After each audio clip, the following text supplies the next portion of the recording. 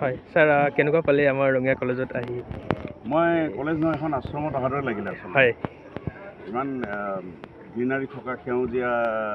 college খুব কম আছে আৰু আমি আমাৰ গোটেই অনুষ্ঠানটোৰ নামেই হ'ল এখন নিৰ্মল পৃথিৱীৰ বাবে হয় স্যাৰ ভূপেন্দাৰ যিকেইটা এলবাম আছিলে সেউজী বননিৰ সুৰীয়া গীত বুলি 83, 84 দুটা এলবাম কৰিছিল তেওঁ তেতিয়া LP ৰেকৰ্ড বুলি কয় লং প্লেয়িং ৰেকৰ্ড 8টা গান থাকে এখন ৰেকৰ্ডত সেই গানবিলাক অসমৰ মানুহে নাজানেই বেছিভাগে মই যেতিয়া অসম আন্দোলন চলি আছে ভূপেন্দাৰ লগত মোৰ চিনাকি নাছিলে মোৰ 85তে ভূপেন্দাৰ লগত চিনাকি হৈছে আৰু আমিও সেই অকণমান দেৰিকৈহে শুনিছোঁ শুনি পেলাই মোৰ মনত সুদুৱাই আছিলে যে এইখিনি গানটো অসমৰ মানুহক জনাব কিয় নোৱাৰোঁ ইমান ইনফৰ্মেটিভ গান আৰু মানুহক মানে হেৰি এনভাইৰমেণ্টেলি মানুহক মানে এৱাৰনেছ আনিব পৰা গান চ' মই আজি এখন 10 নম্বৰ কলেজ ষ্টুডেণ্টছবিলাকে আমাৰ ভৱিষ্যত সদায় প্ৰত্যেকখন পৃথিৱীৰ ভৱিষ্যত দেশৰ ভৱিষ্যত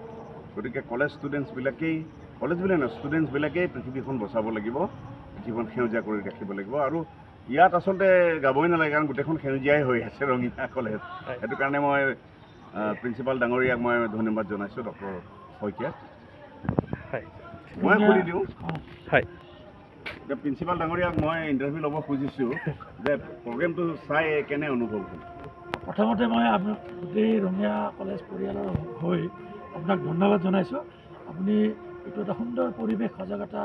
মানে এটা অনুষ্ঠান হৈছে আৰু আমি আপোনাক ধন্যবাদ জনাইছোঁ আপুনি ৰঙিয়া কলেজত আহিছে